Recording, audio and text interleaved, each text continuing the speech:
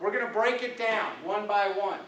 And I hope you don't get bored. If you don't know the Constitution, you will after this. Article 1, all legislative powers have been vested in the Congress. It's pretty simple, cut and dry. Under Sharia law, the source of legal rulings for all acts of those who are morally responsible is Allah. That would be their God. It is not a sin to comply with man-made laws that require, for example, buying auto insurance or having photo ID, because, quote, the authorities are responsible for that sin, not the individual who is forced to comply. You'll see page numbers up there. There's a book out called Reliance of the Traveler.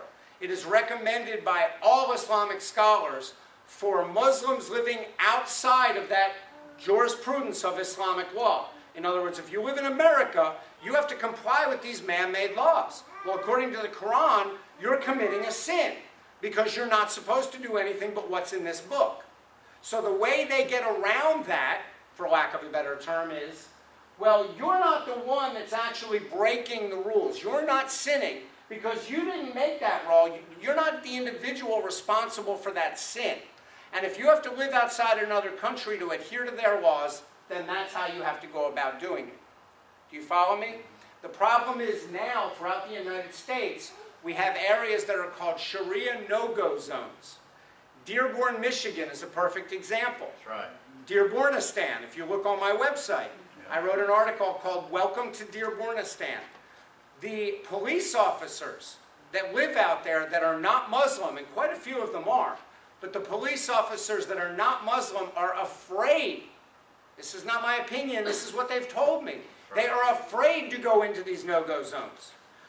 No-go zones have popped up in New York, Baltimore, Philadelphia, California, Florida, Texas.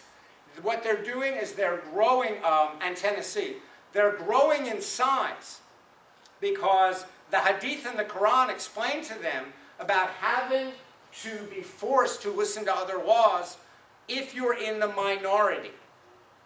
So if they have a large enough group in a small enough area, they create Sharia zones. And there are actually signs, which I probably should have put some pictures here, but there are signs in different areas throughout the United States where it actually says that it's a Sharia no-go zone.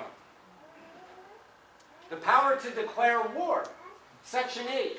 Powers of Congress include to levy taxes, to make laws, and to declare war.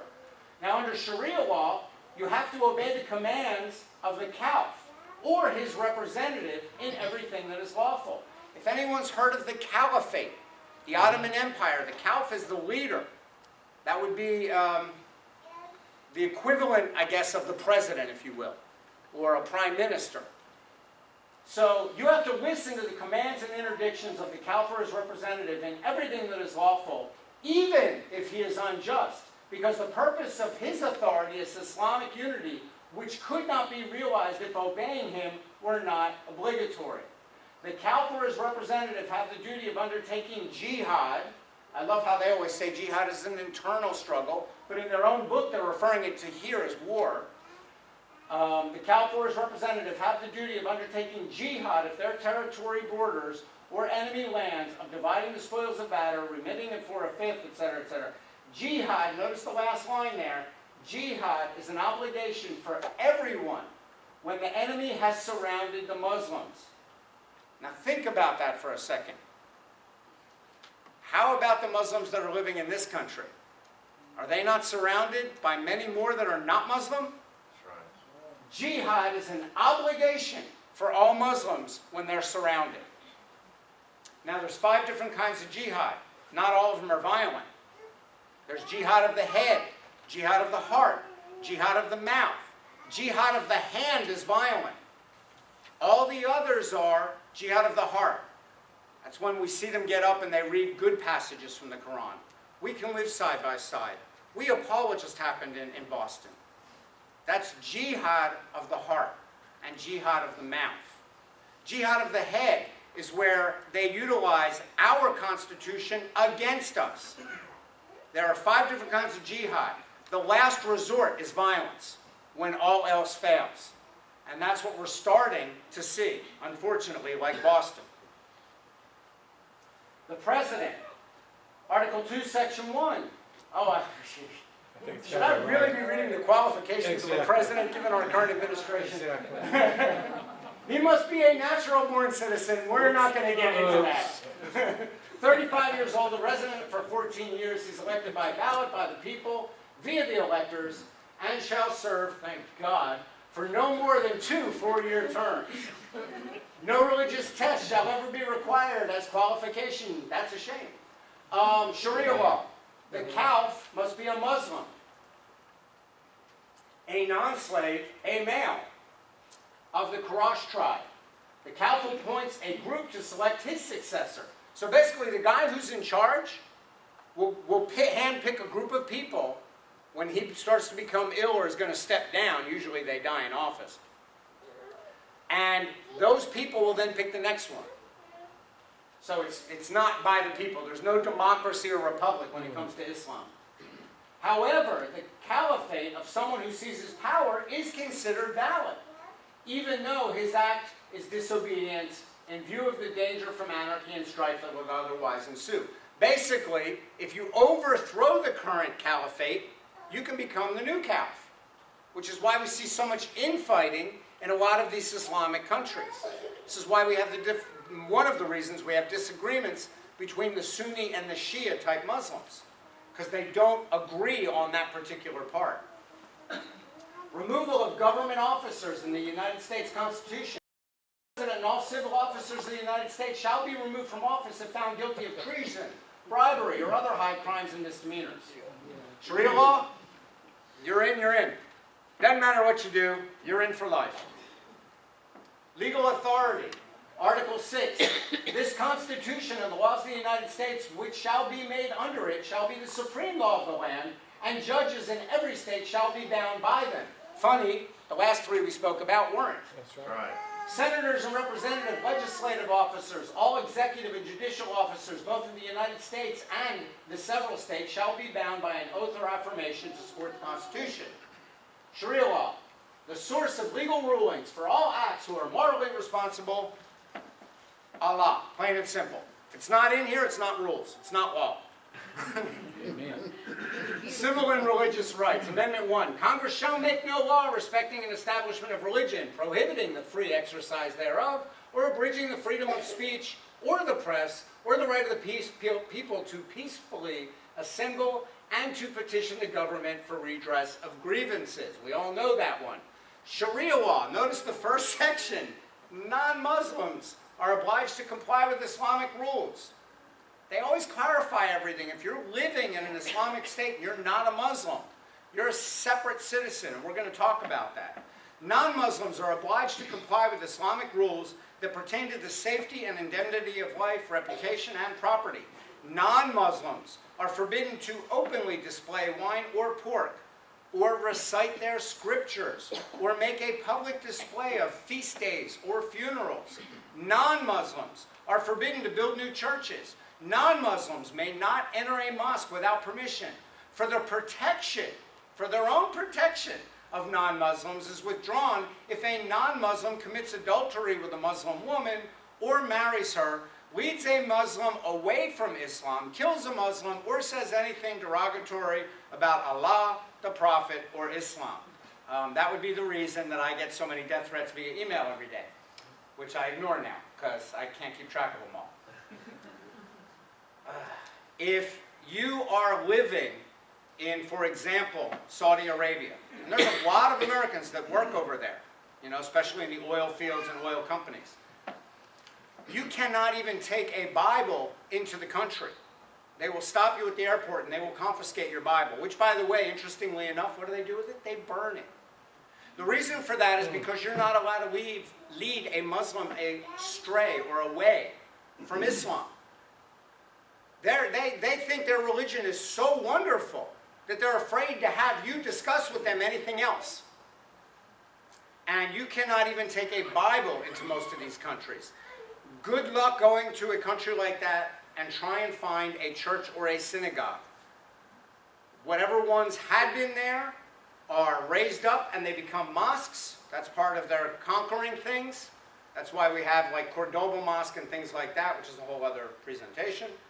And when they conquer an area, they turn any religious building that's not a mosque into a mosque. You are not allowed to build churches or synagogues. If you are what they refer to as a person of the book, meaning you believe in the Bible, there's only two people that fall into that category, Jews and Christians. You will be allowed to live so long as you pay a special tax to live there, and that tax, which is called the jizya tax, is actually for your own safety. You're paying for protection. That's what they were talking about, the protection that they give you. You have to pay for protection, but even during paying for that protection, once you start paying that jizya tax, you are still what is referred to as a dhimmi, which is a second-class citizen, which is lower than a woman, which is one half of a man. Women are not equal to men under Islamic law. And that's actually in the Quran and in their court systems. And we'll explain that. Amendment 2, the right of the people to keep and bear arms shall not be infringed. It is a condition that someone buying weapons be of a people who are not at war with Muslims. If you're at war with the Muslims, you can't buy a gun. Sorry. Selling weapons to non-Muslims who will use them against us. So they can't even sell a non-Muslim a weapon in these countries. U.S. Constitution Amendment 3, no soldier shall in time of peace be quartered in any house without the consent of the owner, nor in a time of war, but in a manner prescribed by law. It's not really covered under Sharia law. However, in something that was written back in 636, which was the Pact of Omar, which was imposed on the Christians in Syria, we shall keep our gates wide open for passers-by and travelers. We shall give board and lodging to all Muslims who pass our way for 3 days. Basically, during wartime, they open up their doors for Muslims and no one else. So do you start to see a little pattern here about how the Muslims are kind of siding only with the Muslims? This is that so-called religion of peace. Amendments 4 through 8. The amendments prohibit unreasonable searches, require due process according to the law, provide for confrontation of witnesses, impose jury trial on all matters involving over $20, and prohibit excessive fines and cruel and unusual punishments. Amendment 14 provides for equal protection of the laws for all citizens. Now this is a long one, under Sharia law. No testimony may be made by people who have lowly jobs, such as a street sweeper or a bathhouse attendant or non-Muslims. So let's just read that from the beginning. Non-Muslim, you can't go to court. They're not going to believe you. You're not a Muslim. Testimony regarding fornication or sodomy requires 4 male eyewitnesses to the act. I want to explain that. Because a woman is only worth half of a man, which is what Allah told them. This is what Muhammad told them, their prophet. If a woman is raped in an Islamic country, and we have had cases as recently as this month throughout Iran and Saudi Arabia. A woman is raped, she goes to the police, she points out her attackers. If 4 men are not willing to go to court on her behalf and say, yes, I saw that happen, not only are they not punished, she's punished. And I'll explain why they do that. This is why you have so many women being stoned to death in Islamic countries. If she's married, she's admitting in court she committed adultery, even though they didn't really rape her. If she's not married, she had sex outside of marriage. Either way, she gets punished. This is why women are afraid in these countries, obviously so, to come forward when they're raped. What man in his right mind is going to get up there and side with her? She needs 4. This is all right out of the Quran and the Hadith. Next line. A woman's testimony is worth only half that of a man. In order, if there were 2 men that were in a dispute, and there was a female witness, they would not allow her to come forward in court. There would have to be 2 female witnesses, and that would only equal 1 male witness. Because according to the book, a woman is only worth half of a man. So if she's only worth half of a man, obviously her testimony is only worth half. You need 2 women to equal 1. Why we don't hear the women's rights organizations in this country screaming about Islam is beyond me. There is no provision for a jury trial under Sharia law. Cruel and unusual Islamic punishments include stoning for adultery, 40 lashes with hands, shoes, ends of clothes, or a whip for drunkenness, severing of the right hand for the theft over $36, and then the left foot for a repeat offense. In the beginning, you saw a slide when that music started to play of a bunch of hands laying on a table. Those were people that had committed shoplifting. So this religion of peace, if you live in one of these countries and you shoplift because you have been out of work for a year and you can't feed your family and they don't care if you stole a loaf of bread, your hand's coming off. And if you do it again, your foot's coming off. How nice of them to leave you one hand and one foot. Death for apostasy from Islam. You leave Islam and you get caught, you die. Plain and simple. Once you're in, you're in.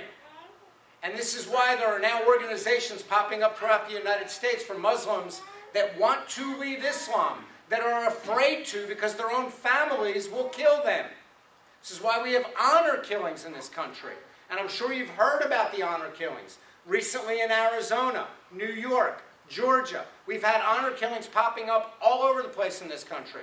Oftentimes the media will shove it under what I like to call the proverbial prayer rug, and we won't hear about it because Allah forbid we say something negative about the victim, the Muslims. Somehow over the last 12 years since 9/11, they've become the victims. Yeah. Boy, I get the feeling I'm in a crowd of people that agree with me. This is too easy. I'm used to having people yell at me. Indemnity for accidental killing a male Muslim is 100 camels or 4,235 grams of gold. Current value about $144,000. For killing a woman is half that of a man. Because remember, a woman's only worth half of a man. Killing a Jew or a Christian is 1/3 that would be paid for a Muslim. So guess what, everybody? You're even lower than the women. And I don't even want to think about what the math is if you happen to be a female Christian, because then you're like way down there. It's even less than that, exactly. Causing a miscarriage is 1 slave. There's no indemnity for killing a non-Muslim, because we're at war with Muslims. So if a Muslim kills a non-Muslim, it's not going to be punished. I mean, that's the bottom line. Jews and Christians are subject to a poll tax not less than 1 dinar, current value $144, per adult male per year. No maximum has been stipulated. That's the jizya I was talking about. If you are a Jew or a Christian and you want to live in these countries, you have to pay this jizya tax. And I keep losing because I turn around my place. Yeah, excuse me, you skipped over to under the 144,000, 2 lines down. What is that? Pastor, do you want to tell us what a Zoroastrian is? 1/15 of that of a Muslim. 1/15. What is It is a that? religion. It is a religion. It is a religion, but I'm not familiar with it, to be honest. Okay. I know it's a religion, but I know when it comes to, they've got to believe in either some sort of Judaism or Christianity, or they would not be allowed to live. Buddhists, for example, Sikhs, things of that sort, they are given a choice in these countries. Convert to Islam or die. You're not a people of the book. You have a choice. You can convert to Islam and accept Allah, or you die. So the only saving grace that we have as Jews or Christians is that we are so-called people of the book. No maximum stipulation. There is a penalty for remaining in their ancestral religion instead of embracing the religion of truth. So that's the jizya tax. That's the penalty. If you want to believe in your religion rather than what they refer to as the religion of truth, which is Islam, there's a penalty. A husband may beat a rebellious wife for, number 1, not allowing immediate sexual intercourse when he asks for it. If she can physically endure it. How kind of him. Answering him coldly. Being adverse when she was previously kind.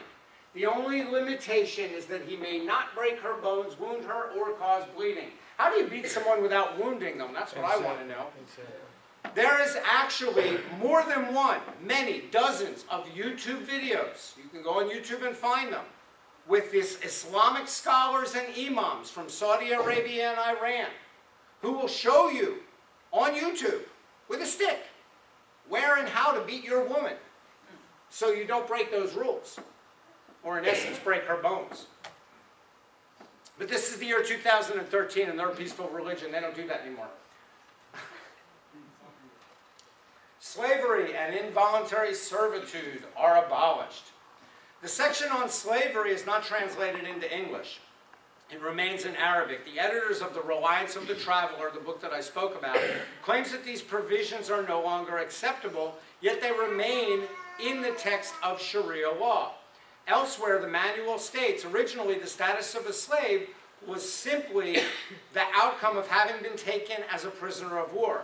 A captive who could not buy his freedom by means of ransom remained in the possession of the captor until he had earned his freedom by work or until he was granted liberty by his master. This is what we see with the Somali pirates taking people for ransom. Oftentimes they will use them as slaves, especially if they're not paid a ransom for these individuals. Sex slaving is huge within the Islamic religion. We can go back to that other point that we were just talking a while ago. That is the ancient Persian religion, which is based out of Iran. Yes, they were Persians. That's right. You're right. You are absolutely right. I knew that and I wanted to see who would get it right. Well, I looked it up too. 'Cause You're looking it up though. I see you on your phone over there. Amendment 21 repealed prohibition, thereby allowing the manufacture, sale, and transportation of alcoholic beverages. Under Sharia law, it is unlawful to sell grapes to someone who's going to make wine from it. Quote, Allah cursed, whoever drinks wine, gives it to others to drink, sells it, buys it, presses it for another, transports it, receives it, or eats its price. The sins include drinking wine in any form or other intoxicant, even if only a drop as in medicine, pressing out the juice to make wine or other intoxicant, carrying it for purposes of drinking or having it carried, serving it to others or having it served, selling it, buying it, having bought it or sold, consuming proceeds from selling it, or keeping the wine or other intoxicants. Can anybody here tell me what the 9/11 hijackers were doing prior, weeks leading up to getting on those planes and crashing them into the towers? Go ahead. Party. They were partying. Why could they do that if they're not allowed to drink alcohol? There's a reason for it. It's called taqiyya. Taqiyya is an Arabic word. It's mentioned in the Quran. As a matter of fact, it's encouraged. Taqiyya allows you to lie without sinning. Now here's the way taqiyya works. You're allowed to lie provided you are either protecting yourself or furthering Islam. And I know this sounds hard to swallow because the next question I usually get is, well, how do you know that they're being honest? You don't. And I know that sounds crazy. Pick up one of these. This is Quran, by the way. And I tell people, don't burn it, read it.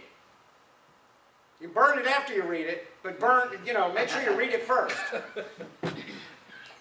You are encouraged, you are allowed to perform taqiyya, lying, provided you are protecting yourself. Like if you are surrounded by a bunch of men with knives and guns who say we're going to kill all Muslims. I'm not a Muslim. That's okay.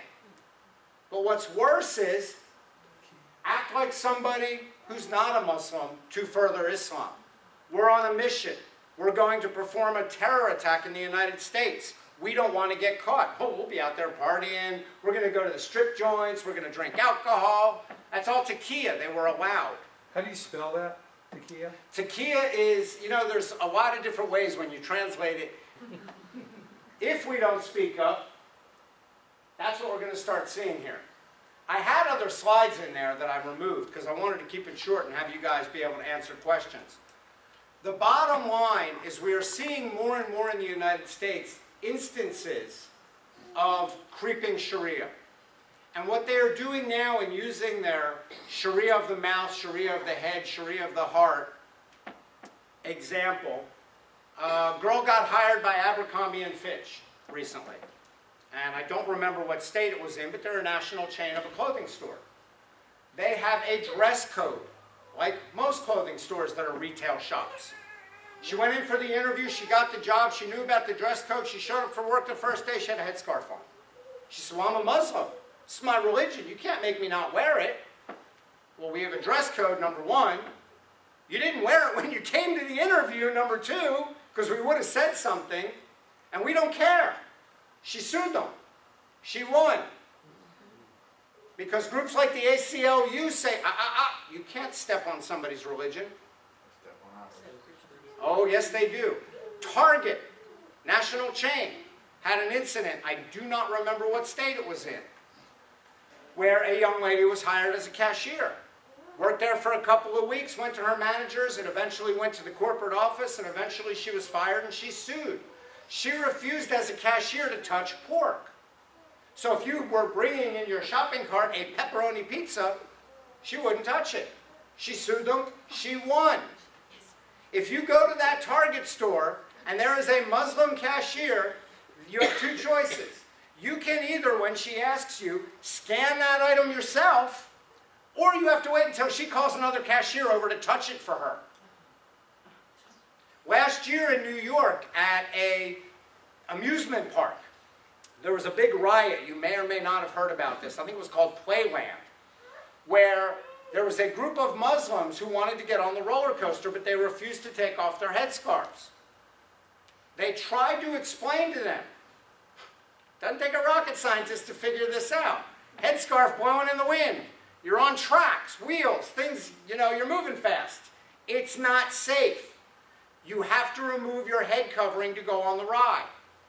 A riot ensued that was so large that they had to call neighboring county police officers. Many police officers were injured.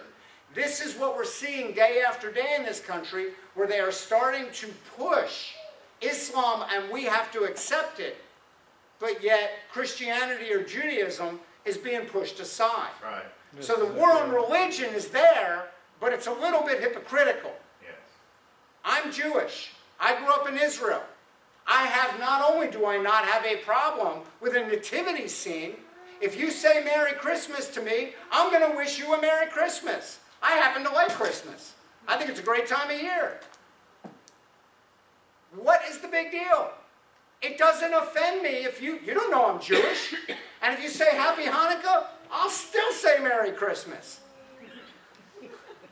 They are pushing their religion and shoving it down our throats. That's right. Shelby, Tennessee, Yeah. Tyson Foods. That's right.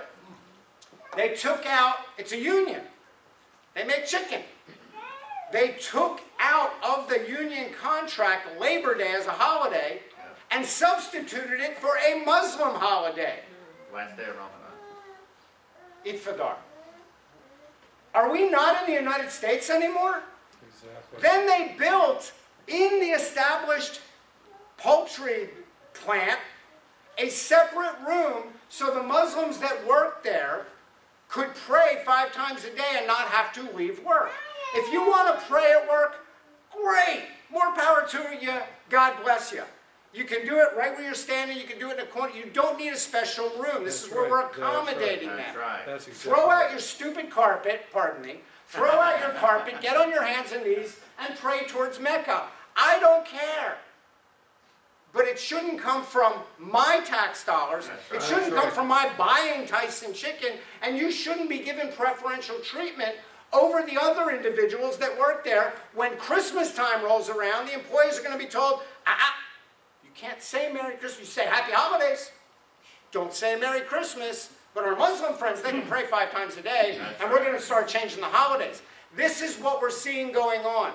There was found, not long after 9/11, a copy in Sweden, in a safe house, a Muslim safe house, of the Muslim Brotherhood, something called the 100-Year Plan.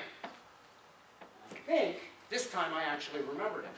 The 100-Year Plan was a step-by-step procedure by the Muslims as to how they're going to take over the world. That's Arabic. But in English here, I've got one very important page. And this is stamped as Government Exhibit 003-0085, U.S. versus Holy Land Foundation. The the largest terrorist organization trial in the United States. The Holy Land Foundation turned out to be, all that money was going to Hamas, the terrorist organization. They brought this up in trial. This is the translation of the last page. The last page lists 29 different Islamic organizations that are here in America that they say they are going to use to achieve this 100-year plan of making Islam the only accepted religion on earth. Number one is the Islamic Society of North America. If you haven't heard of them, ISNA, you should have. The Islamic Society of North America. Number two, the Muslim Student Association. You can find the MSA, the Muslim Student Association, on every campus of every university throughout the United States. Here's the problem with the Muslim Student Associations, and I want to put in perspective to you how big this organization is. These are all Muslim Brotherhood entities. They are all related in one way or another to the Muslim Brotherhood. The Muslim Student Association the Muslim Student Association has more chapters across universities in the United States than the Republican and Democrat parties combined.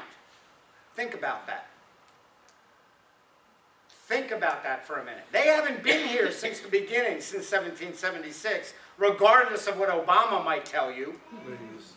Okay? They have more chapters than the Republican, you have the young Republicans and the young Democrats on universities. The MSA has more chapters than they do.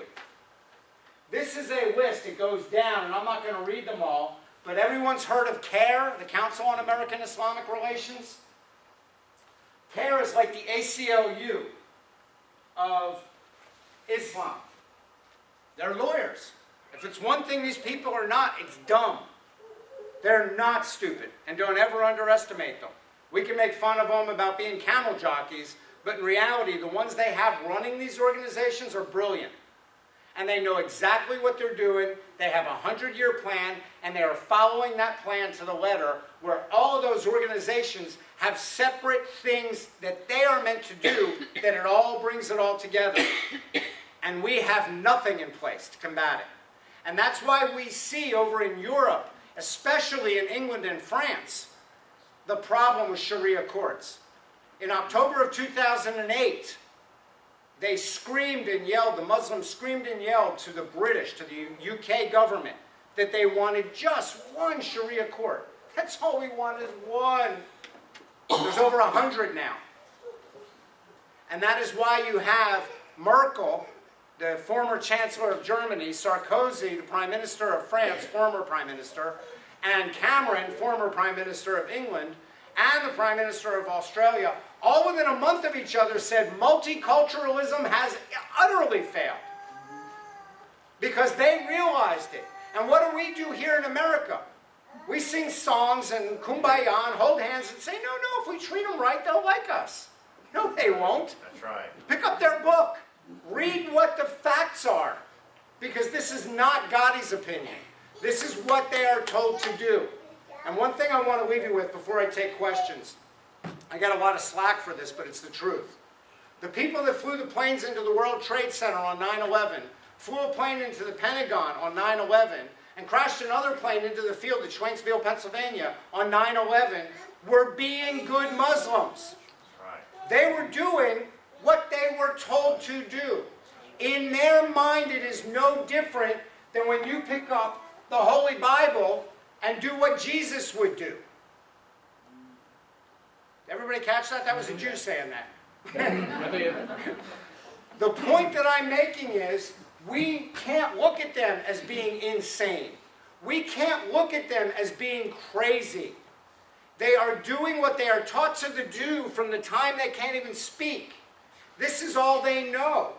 And that's why I say my problem is not with the Muslim individual. They can be taken out of Islam. Islam is the problem.